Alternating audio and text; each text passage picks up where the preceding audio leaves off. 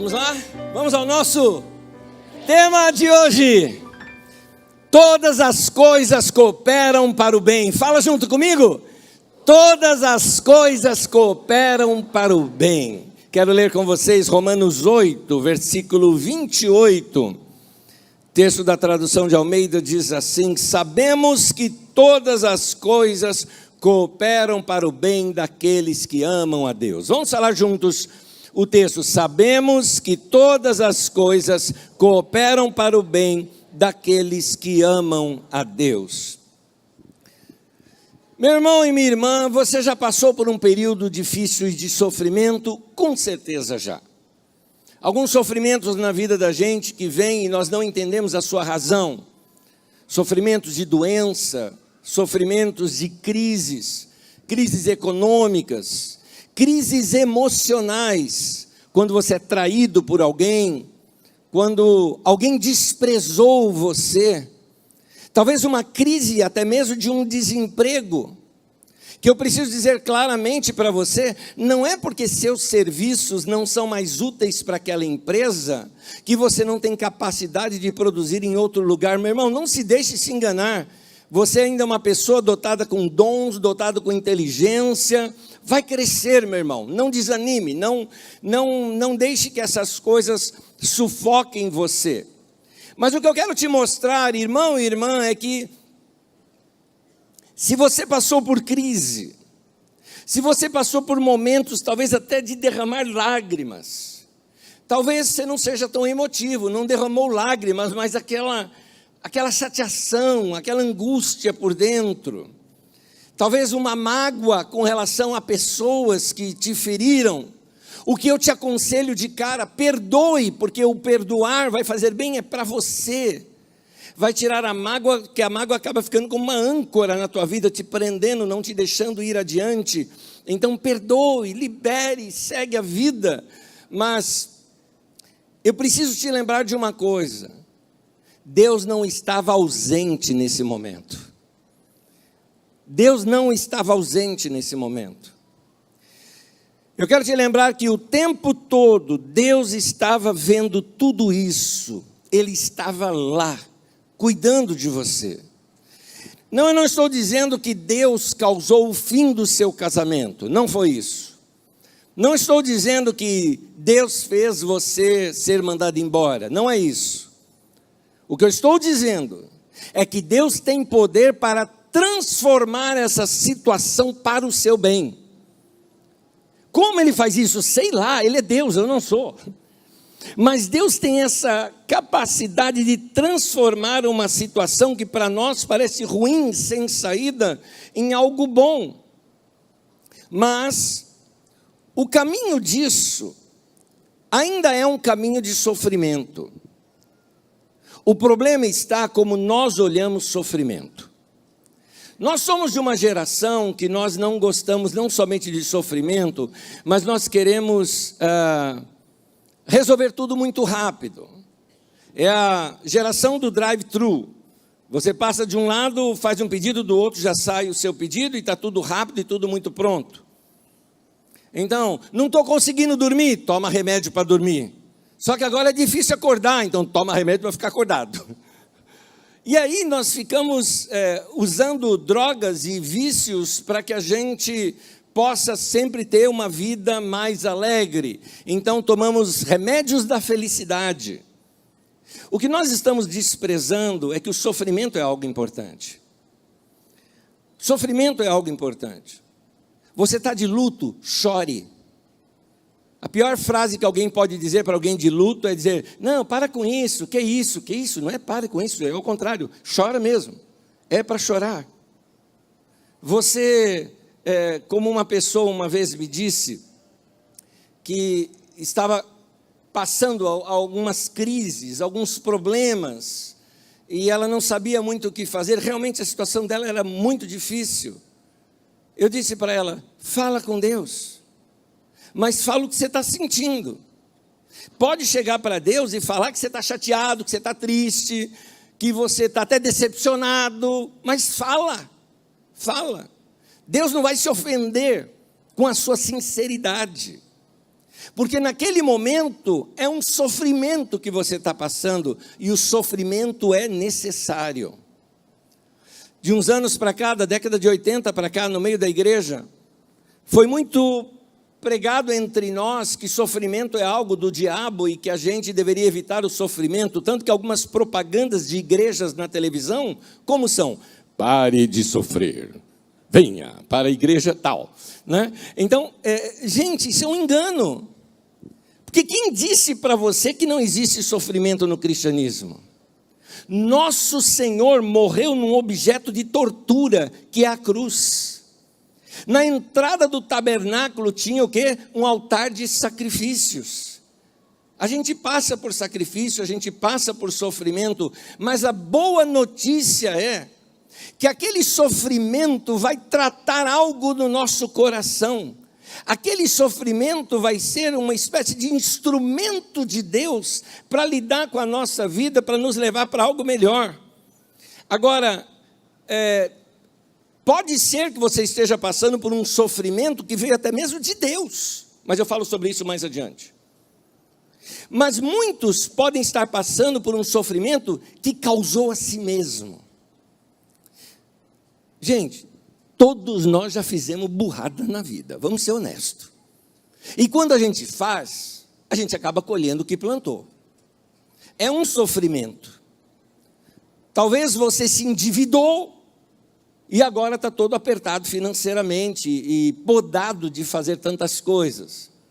Talvez você tratou mal alguém que você ama e agora está recebendo em troca o gelo daquela pessoa, talvez até o desprezo daquela pessoa.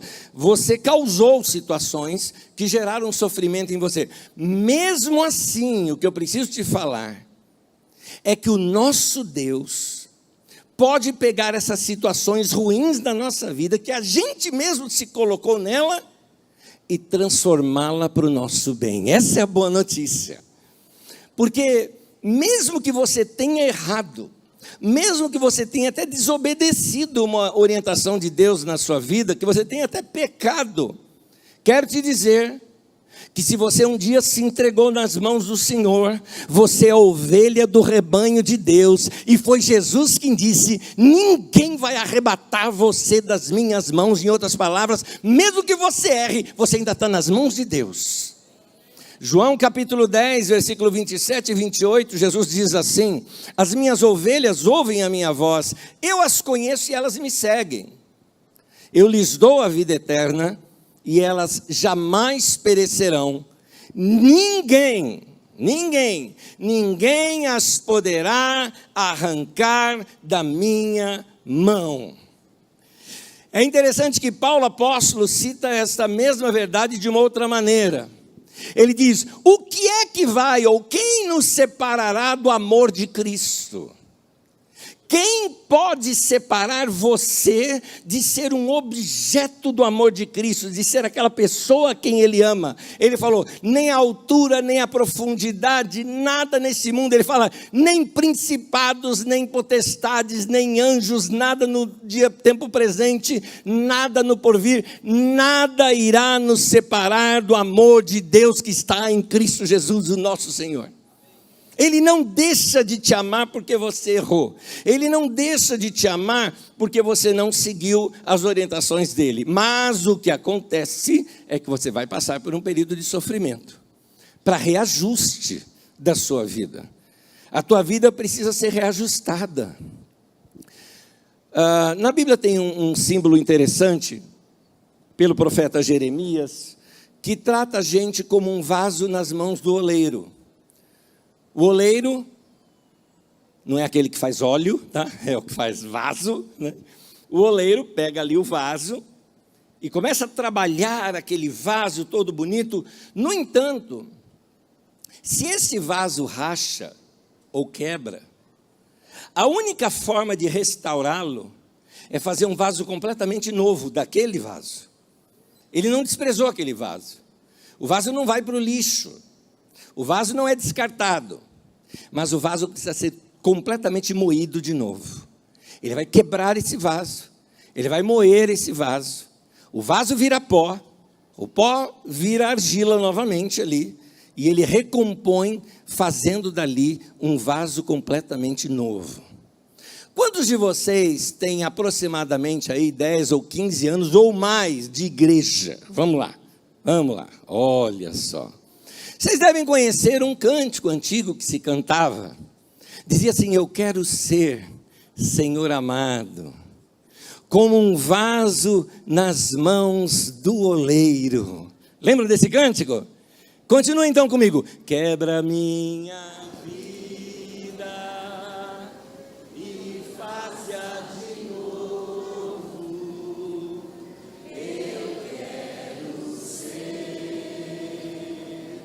Eu quero ser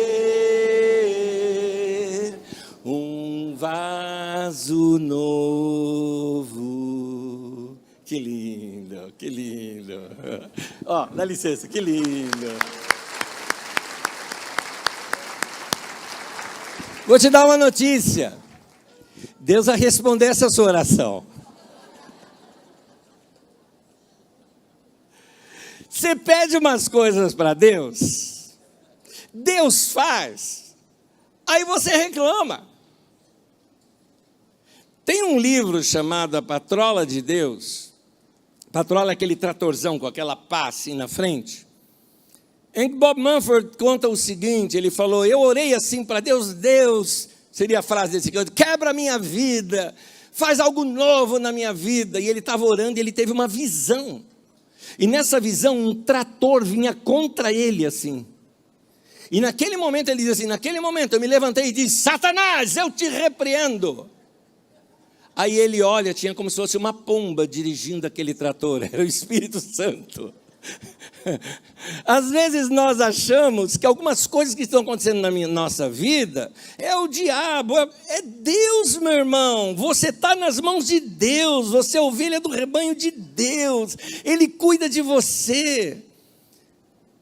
Agora, por mais que a gente passe por esses tratamentos todos, lembre-se, todas as coisas cooperam para o bem daqueles que amam a Deus. Não abandone o seu amor pelo Senhor. É isso que vai fazer com que você experimente Deus transformando tudo aquilo na sua vida.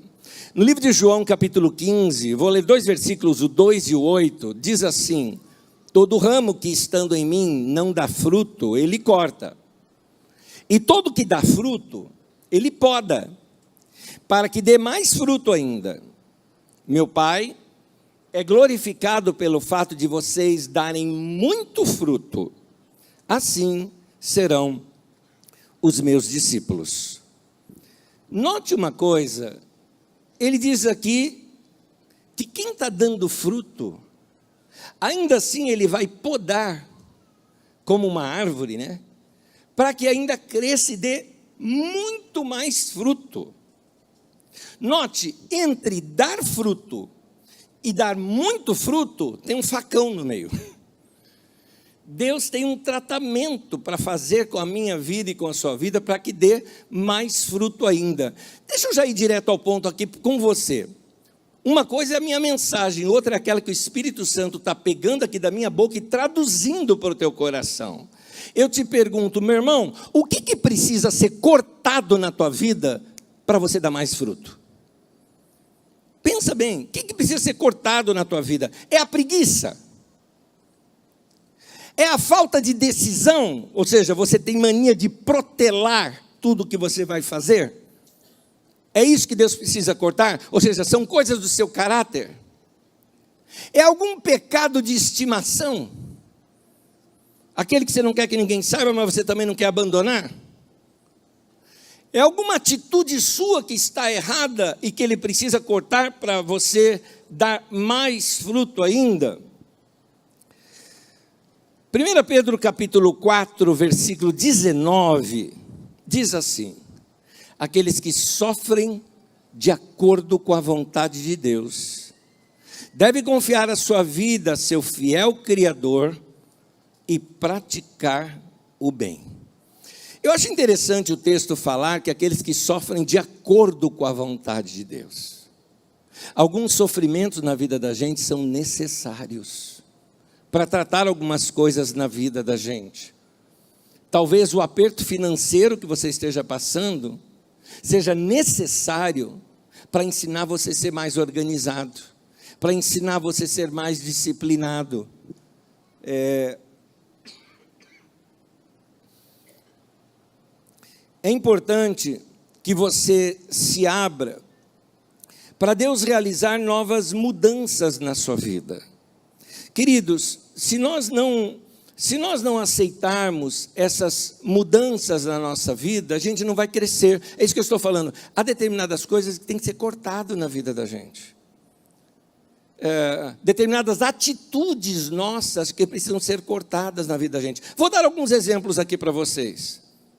Por exemplo, meu irmão e minha irmã, você quer crescer em relacionamento? Você quer ser uma pessoa mais simpática? Qual o erro que algumas pessoas fazem? Algumas pessoas, para serem mais queridas, elas sempre mostram uma dificuldade. Elas sempre mostram uma doença ou algo parecido, para que as pessoas tenham dó dela.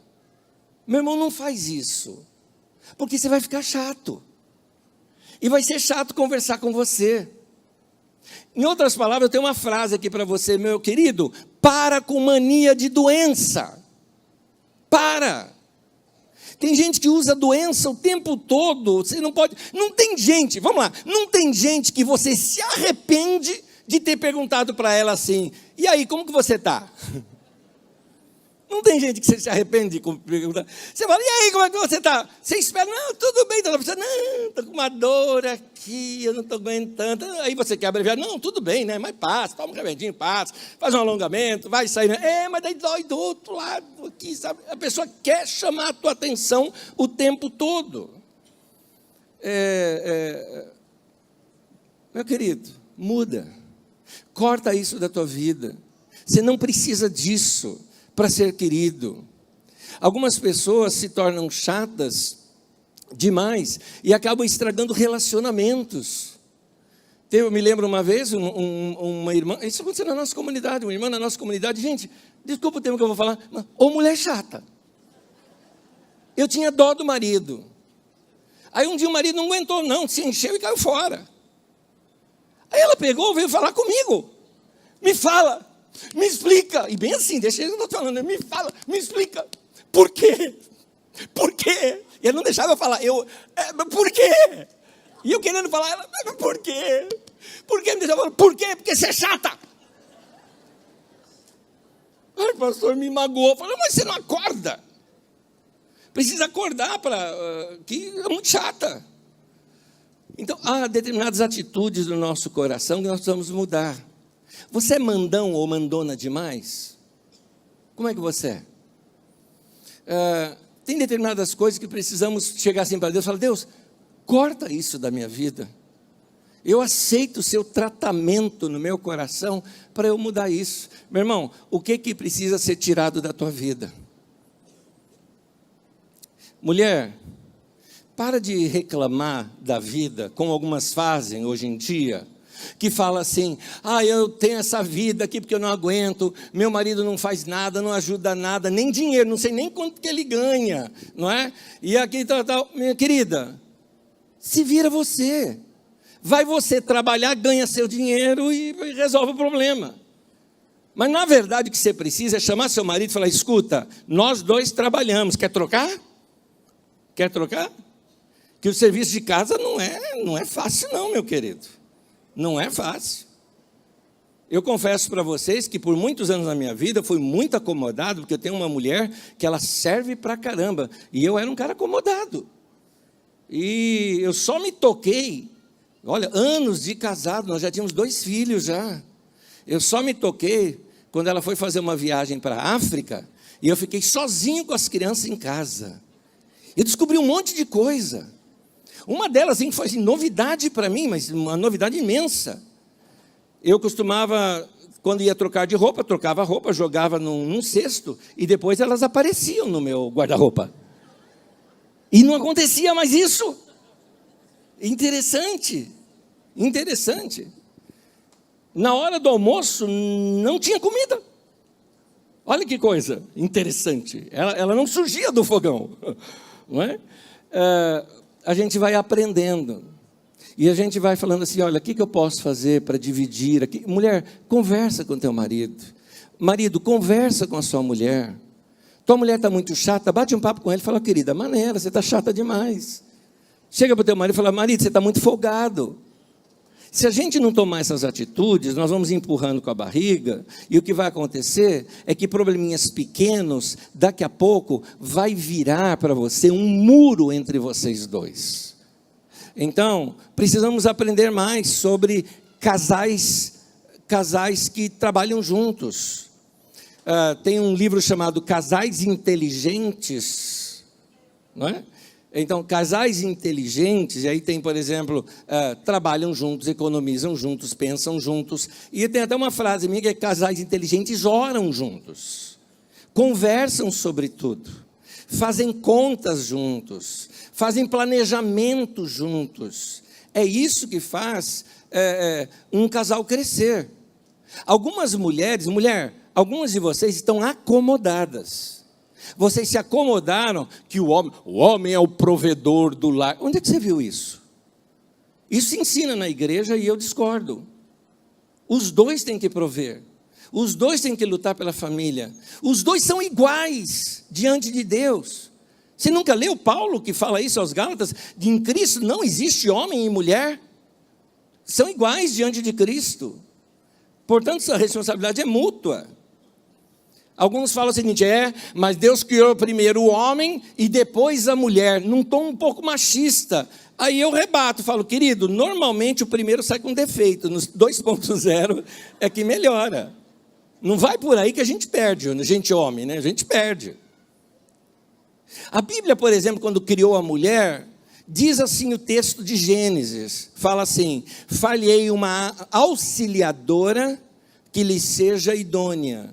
Alguém fala, então, está vendo? A mulher é a auxiliar do marido.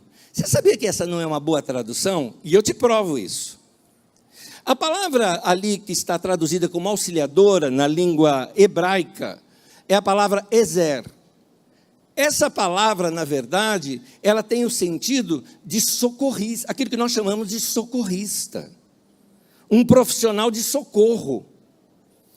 Por exemplo, existe o nome, um dos nomes do filho de Moisés é Eliezer. Então, Eliezer. Ou seja, Deus é o meu socorro. Note que auxiliador é uma coisa tão importante que foi colocada como um atributo de Deus. Esse atributo. Agora, me diz uma coisa, se a gente faz aqui uma saída com as crianças e vamos até um lugar... E assim, vamos supor ali que no lugar tenha um lago ou tem alguma coisa. Então nós vamos, junto com essas crianças, vamos levar um socorrista. Quem é o principal ali? As crianças ou o socorrista? Então você nota que o socorrista, no caso, ele é a pessoa que mais sabe. Ele é a pessoa mais hábil. Então quando Deus criou a mulher, Ele a criou com capacidades que o homem não tem. E você está ouvindo um homem falar isso. Vamos ser sinceros, homem, vamos ser sinceros. Tem capacidades na sua mulher que você não tem. A capacidade, por exemplo, de achar aquela meia que você precisa vestir que está dentro da sua gaveta. A gente não acha. A mulher ela tem um olho assim todo especial, que ela acha umas coisas que a gente não acha. Não é? Então, por isso que tem que se trabalhar em conjunto. O homem, claramente, como ele foi feito desde a sua natureza, de caçador, de conquistador, é o cara que sai, é o cara que faz, continua sendo assim, mas bate um papo sempre com a sua socorrista, porque de vez em quando ela vai te livrar de enrascada. Então é importante esse bate-papo entre homem e mulher. Hoje se fala muito do empoderamento da mulher. E eu concordo, algumas mulheres precisam se empoderar. E uma das formas de você se empoderar, minha irmã, é você estudar. É você ler. Para de ver novela e vai ler livro. vai investir na sua carreira, vai investir na sua vida, vai investir na sua mente, vai ler coisas boas, vai ouvir o que outras mulheres bem-sucedidas estão fazendo, só não se acomode, vai se levantar, vai experimentar algo melhor, de crescimento na sua vida. O que vocês precisam é sempre conversar, conversem sempre. Sempre uso essa frase todas as vezes que falo com casais da nossa comunidade. Conversem, conversem, conversem. Isso é muito importante. Note o seguinte, é o acúmulo de pequenas coisas ruins que atrasam a vida da gente. Portanto, vá se livrando aos poucos de todo o peso. Eu estou falando aqui com você e eu estou te perguntando o que o Espírito Santo está traduzindo para você. Qual é o peso do qual você precisa se livrar? Não vai olhar para o marido agora e falar, você está pesado, né? Não é esse aí não. Se a sua mochila está pesada, é isso que está te impedindo de correr. Você precisa se livrar de alguns pesos, mas você precisa tomar logo uma decisão. E por que eu digo logo? Porque hoje você está ouvindo isso. Só explicando algo aqui para você. Fugir das decisões podem só piorar os problemas. Fugir de uma conversa que você precisa ter, daqui a pouco tem mais assunto para conversar. Fugir de pagar uma dívida, ela vai criar juros e vai ficar maior. Então, se tem que tomar uma decisão, tem que tomar logo. E aqui vai o meu conselho para você. Não adie mais. Não procrastine. Não deixe para depois. Por quê? Porque há um tempo certo para se tomar uma decisão. É como se a gente tivesse um timing, tá? Então está aqui, esse é o momento. Você deixou passar, meu querido. Tem que dar todo um ciclo de novo, para você ter aquela oportunidade de novo. Se a oportunidade vier, não perca tempo. É por isso que eu vou te recomendar algo. Bom, não é à toa que você veio aqui hoje para ouvir essa mensagem. Deus está infundindo fé no teu coração e cutucando você, dizendo, vai filho, vai filha, decide o que você tem que decidir, porque eu estou te falando que mesmo que traga algum sofrimento, eu estou com você, e eu vou fazer com que todas as coisas cooperem para o bem, porque eu sei que você me ama. Então, precisa ser tomada alguma decisão. Vocês talvez precisem tomar uma decisão de hoje, por exemplo, sentar, fazer conta e falar, olha, estamos gastando demais. Não dá para ganhar 10 por mês e gastar 12. Você precisa fazer alguma coisa. E se não fizer agora, o mês seguinte se deve 4, o outro mês se deve 6. E daí por diante vai aumentando. São coisas que precisam ser tomadas a decisão e consertado. Agora, há um tempo certo para tomar a decisão. Que tempo é esse? Aquele momento em que Deus fala, vai. Meu querido, é aquele momento, como do trapezista, que você tem que largar um trapézio e pular para o outro. Se você bobear, você volta tudo de novo. E aí vai ter que esperar a próxima chance. Eclesiastes 3:1. Para tudo há uma ocasião certa. Há um tempo certo para cada propósito debaixo do céu. Há um tempo que é como se Deus desse para você o combustível do que você precisa fazer. Você não pode perder esse momento de poder. Hoje você está numa reunião como essa, foi fortalecido no Senhor, tomou a ceia do Senhor, refez sua aliança com Deus, confessou seus pecados, limpou e lavou teu coração diante de Deus, ouviu uma palavra de incentivo. Meu irmão, é o tempo de você fazer alguma coisa. Então, amanhã cedo, levante cedo e vá orar. Levante mais cedo e fala, essa semana já vou começá-la diferente de qualquer outra semana que eu comecei. Busque inspiração em Deus para resolver os seus problemas. Quanto mais tempo esperamos, mais difícil se tornam os problemas para resolver. Então, que tal se você chegar hoje e orar? Chegando assim para Deus e falar, aí no teu coração, enquanto eu estou falando com você, algo assim, Deus, tem algo que eu preciso mudar? O que eu posso fazer para melhorar a minha vida? Quais coisas eu posso fazer melhor do que eu fazia antes? Aliás, você poderia fazer isso não somente com Deus, né? Já que eu falei tanto de casais aqui hoje, que tal você chegar para o teu marido e você chegar para a tua esposa e falar o seguinte, tem algo que eu posso melhorar? Quando você falar com a tua mulher, fala, não, fala um só. Que ela vai dar uma lista. A lista ela tem. Eu falo, escolhe um. Mas eu tenho certeza que Deus te trouxe aqui, porque hoje você está ouvindo isso. Todas as coisas vão cooperar para o teu bem. E mesmo que tenha que sofrer um pouco, é um sofrimento bom.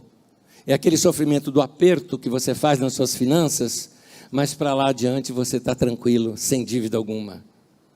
É aquele momento em que você, da chateação de ter que chamar para uma conversa, mas depois ficar em paz e está tudo perdoado. São esses momentos assim. Tenha certeza, Deus vai cuidar da tua vida. Amém? Eu tenho um último texto para ler, eu queria convidar você para ficar em pé, por favor. Salmo de número 17.